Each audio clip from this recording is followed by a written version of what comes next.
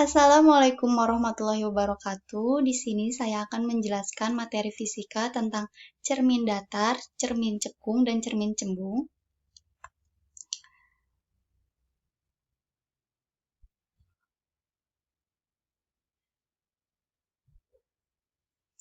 Perkenalkan, nama saya Santi Nurlaila dari Pendidikan Fisika UIN Sunan Gunung Jati Bandung.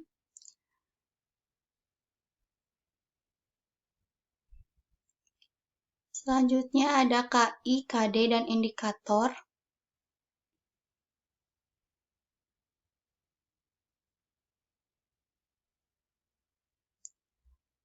Kompetensi inti, yang pertama kompetensi sikap spiritual dan kompetensi sikap sosial, yang kedua itu kompetensi pengetahuan dan kompetensi keterampilan, dan yang ketiga itu memahami, menerapkan, dan menganalisis pengetahuan faktual, konseptual, prosedural, dan metakognitif berdasarkan rasa ingin tahunya tentang ilmu pengetahuan. Bisa dibaca KI-nya.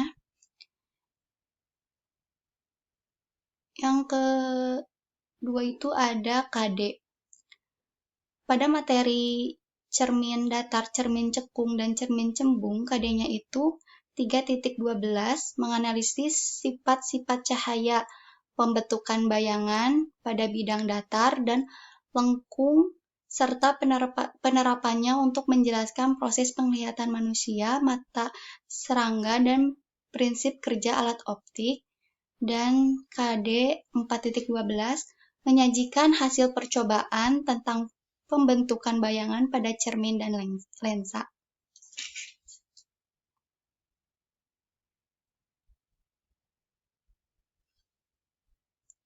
Indikatornya yang pertama itu menjelaskan proses pembentukan dan sifat-sifat bayangan pada cermin datar, cekung, dan cembung, menentukan dan menerapkan persamaan yang berkaitan dengan cermin datar, cekung, dan cembung, menyebutkan manfaat cermin datar, cekung, dan cembung dalam kehidupan sehari-hari, dan melakukan percobaan pembentukan bayangan pada cermin datar, cekung, dan cembung.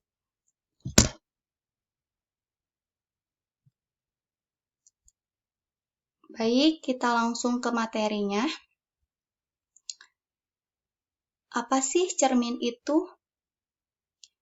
Cermin merupakan kaca yang salah satu permukaannya dilapisi amalgam perak, yaitu campuran perak dan raksa yang bersifat memantulkan hampir semua berkas cahaya yang jatuh kepadanya. Itu contoh cerminnya. Selanjutnya ada cermin datar. Cermin datar itu cermin yang berbentuk rata, otomatis tidak lengkung ya.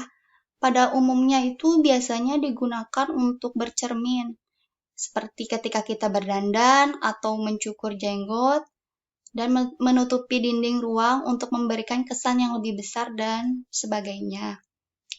Itu contoh anak sedang bercermin, dan rumusnya itu N sama dengan 360 derajat per A dikurangi M. Jika 360 per A-nya itu genap hasilnya, maka M-nya itu 1. Jadi pengurangannya itu 1. Sedangkan jika 360 per A-nya itu hasilnya ganjil, maka M-nya itu 0. Jadi pengurangannya 0. Ini ada pembentukan bayangan pada cermin datar. Ketika kita bercermin itu, pada cermin datar, bayangan dan bendanya itu jaraknya akan sama dan sudutnya juga akan sama. Jadi sudut sinar datang dan sinar pantulnya itu sama. Pembentukan bayangan pada cermin datar itu sifat bayangan pada cermin datar itu bersifat maya karena bayangan yang terbentuk di belakang cermin dan terbentuk oleh perpanjangan sinar pantul. Yang kedua itu jarak benda ke cermin sama dengan jarak bayangan ke cermin, tinggi benda sama dengan tinggi bayangan, sama tegak, dan sisi kiri benda menjadi sisi kiri bayangan dan sebaliknya.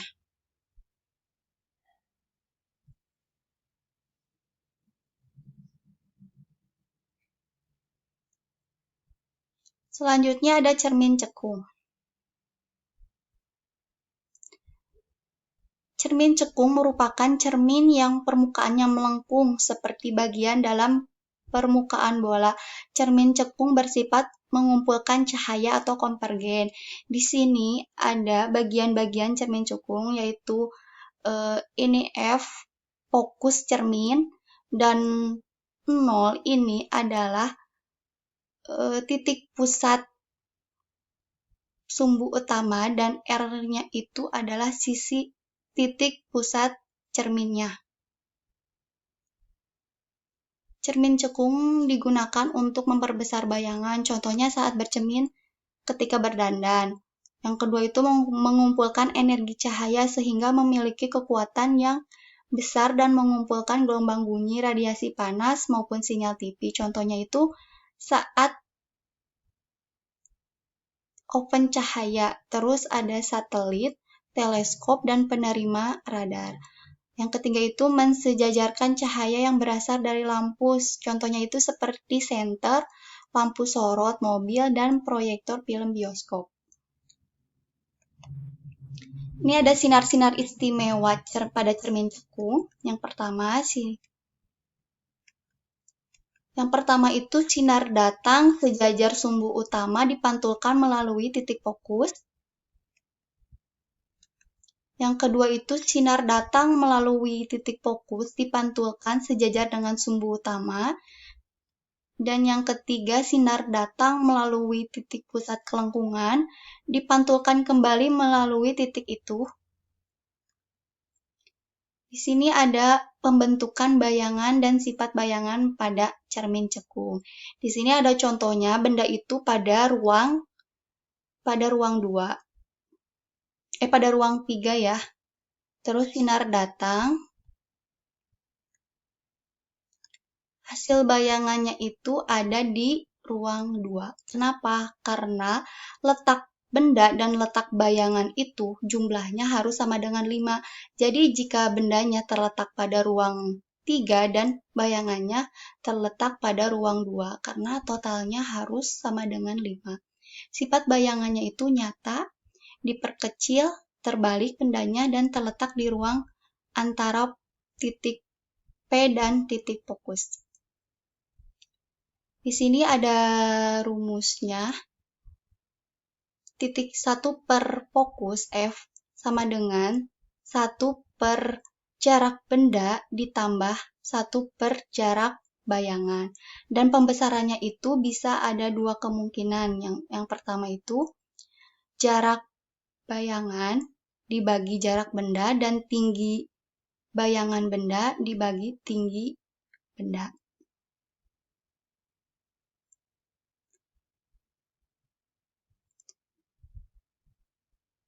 Selanjutnya ada cermin cembung.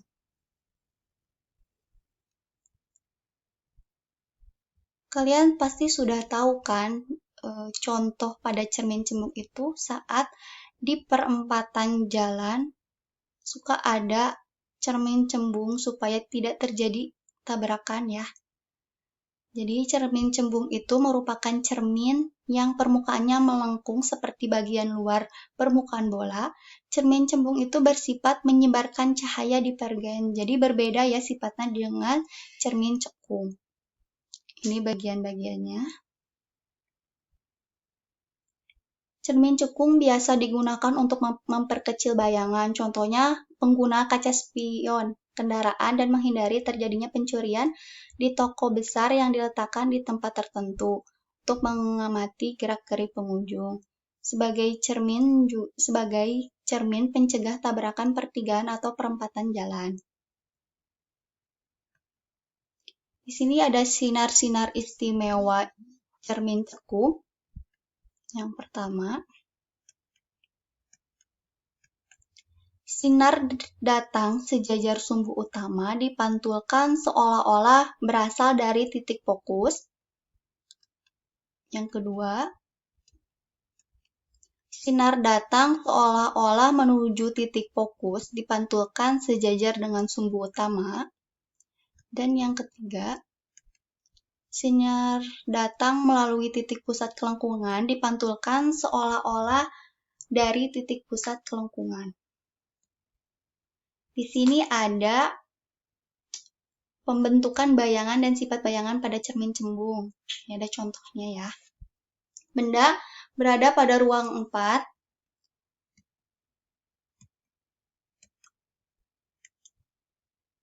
Bayangannya itu ada di ruang 1. Kenapa? Karena sama kayak cermin cekung, bahwa letak benda dan letak bayangan itu harus sama dengan 5. Jadi, jika benda di ruang 4, maka bayangannya di ruang 1. Rumusnya sama ya kayak cermin cekung, yaitu 1/F sama dengan 1/S, yaitu jarak benda, ditambah 1/S aksen, yaitu jarak bayangan. Dan pembesarannya itu sama kayak cermin cekung ya, X aksen per S sama dengan H aksen per H. Sifat bayangannya itu maya, diperkecil, dan tegak. Karena ini sama ya, tegak dan diperkecil.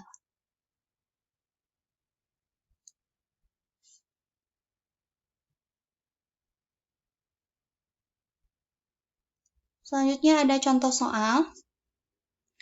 Di sini ada contoh soal cermin datar. Ada ceritanya. Sebuah benda berada tepat di depan sebuah cermin datar. Benda kemudian bergerak menjauh dengan kecepatan tetap sebesar 2 meter per sekon. Tentukan jarak antara benda dan bayangan setelah 10 detik. Di sini jarak benda diketahuinya. Jarak benda dari cermin itu selama 10 detik itu, maka kecepatannya S-nya, jadi jaraknya itu V kali T. Maka V-nya kecepatannya 2 dan waktunya 10 detik, maka 20 meter. Dan ini setelah 10 detik bayangan bergerak menjauhi cermin dalam arah berlawanan dengan gerak benda sejauh 2 meter juga, sehingga jarak benda itu tinggal dikali 2 aja, maka jarak bayangannya itu 40 meter. Di sini ada soal cermin cekung. Bisa dibaca soalnya. Ditanyanya jarak bayangan dan jarak bayangannya. Dan hasilnya itu adalah 20 cm. Tadi pakai rumus yang tadi ya, tinggal dimasukkan saja. Terus kan ini ada ketinggi, ada sebuah benda tingginya ini 2,5 dan cermin cekungnya berjari-jari 25. Jadi untuk menentukan fokusnya itu jari-jari dibagi 2. Jadi 24 dibagi 2. Tinggal dimasukkan saja ya ke persamaan yang tadi. Di sini ada contoh soal cermin cembung. Sama ya rumusnya kayak cermin cekung, tetapi di sini hasilnya itu negatif, artinya bayangan bersifat maya atau di belakang cermin. Karena kan cermin cembung itu bayangannya bakal di belakang cermin, sehingga hasilnya akan negatif. Bisa dibaca dan dipahami. Mungkin sekian dari saya. Mohon maaf bila banyak kesalahan. Semoga bermanfaat. Wassalamualaikum warahmatullahi wabarakatuh.